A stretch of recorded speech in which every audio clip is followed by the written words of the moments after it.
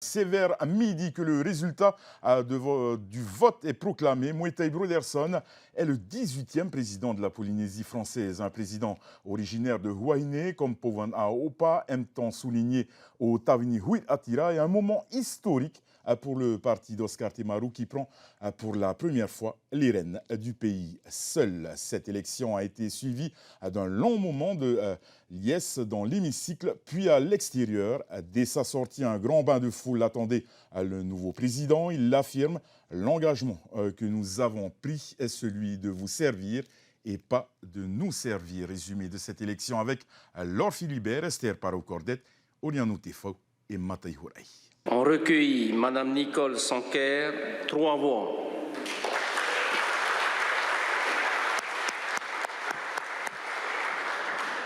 Monsieur Edouard Fritsch obtient 16 voix.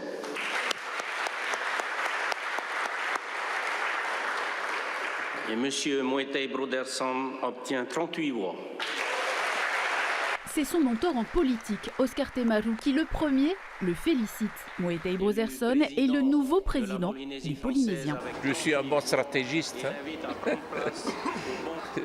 parce qu'il faut beaucoup de stratèges pour gagner ce genre de compétition.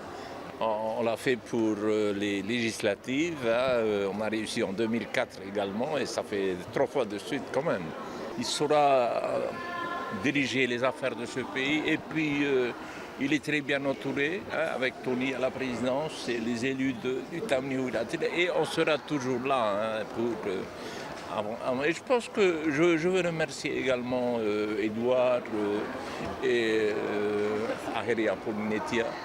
Je pense que nous allons travailler dans un bon état d'esprit pour l'intérêt général de notre peuple. Une volonté, semble-t-il, partagée par l'ensemble des élus présents.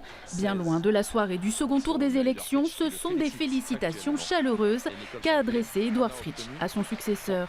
Mais les premiers mots de Moetai Broderson en tant que président actent un changement du mode de gouvernance.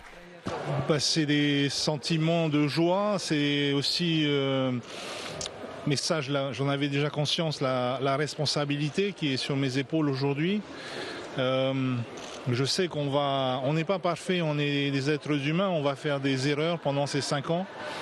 Il faut juste admettre ces erreurs quand on les fait et en tirer les leçons. En tout cas, mon engagement, il est total, et ceux des ministres que j'ai choisis, je pense, est également entier, et vous les découvrirez lundi. J'espère avoir constitué la meilleure équipe possible. Ils ne l'ont pas beaucoup vu ces derniers mois. Les enfants du nouveau président du pays étaient à ses côtés ce matin, et plus largement l'ensemble des familles Broderson et Temaru venus l'accompagner en ce jour, sans doute l'un des plus importants de sa vie. Le plan initial, c'était d'arrêter la politique et d'aller faire des ruches à Huaïné. Elle m'a dit, là, tu viens de flinguer le plan ruche. On est venus tous ensemble, on a essayé chacun avec nos contraintes différentes d'être présents quoi qu'il en soit. L'idée c'est d'être là pour le soutenir avant tout.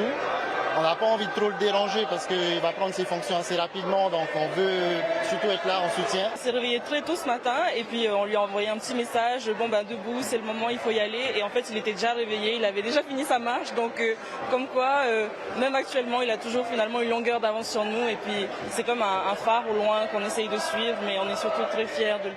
Sa famille, c'est à elle que Moetai Broderson adresse son premier discours de président. On dit parfois que derrière un grand homme, il y a une femme, c'est faux. Elle n'est pas derrière moi, elle est à côté de moi, tous les jours que Dieu fait. Je t'aime. Si la politique est un milieu que les Broderson connaissent bien, le petit dernier, Matato Hero, 9 ans, suivra son propre chemin. Je ne compte pas devenir président, mais par contre, ça ne veut pas dire que je ne m'intéresserai pas à la politique. Je veux officiellement devenir prof de maths, youtubeur, mangaka. À l'extérieur, plus de 300 personnes ont célébré cette élection et offert au nouveau président un premier bain de foule. D'ores et déjà au travail, il présentera son gouvernement lundi.